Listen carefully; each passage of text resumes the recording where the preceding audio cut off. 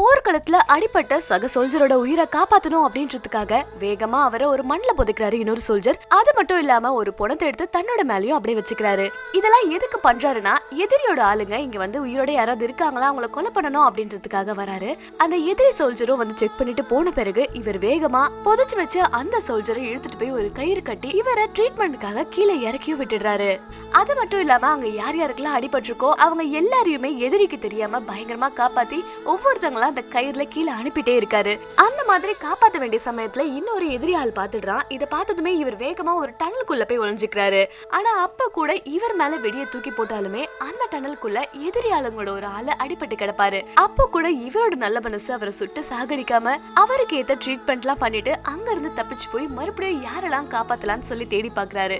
அது மட்டும் இல்லாம அன்னைக்கு நைட்டு ஃபுல்லா யார் யாரெல்லாம் காயத்தோட இருந்தாங்களோ அத்தனை பேரையும் ரெஸ்கியூ பண்ணி அனுப்பிட்டே தான் இருக்காரு. அடுத்த நாள் காலையிலயும் இதே மாதிரி ஆளுங்களை அனுப்பிட்டே தான் இருக்காரு.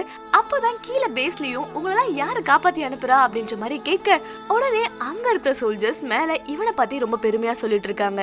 ஆரம்பத்துல இந்த சோல்ஜரை எல்லாருமே தரக்குறைவா பேசினாங்க. நீ எல்லாம் எதுக்குடா ஆர்மிக்கு வேலை வந்த, துப்பாக்கி கூட உனக்கு தூக்க தெரியல அப்படின்ற மாதிரி ரொம்ப கேவலமாலாம் அவர் கிண்டல் பண்ணாங்க. ஆனா கடைசியில 75 பேரோட உயிரை அவர் மட்டுமே காப்பாத்திருக்காரு. கடைசியா எல்லாரையும் காப்பாத்திட்டு அவரும் கீழே இறங்கி இருக்கும் போது மத்த சோல்ஜர்ஸ்லாம் இவரை பெரிய ஹீரோ மாதிரி பார்த்தது மட்டும் இல்லாம ஒருத்தரோட உருவத்தை வச்சு நம்ம எதுவுமே கணிக்க முடியாது அப்படின்றத இவர் ப்ரூவ் பண்ண வச்சுட்டாருல.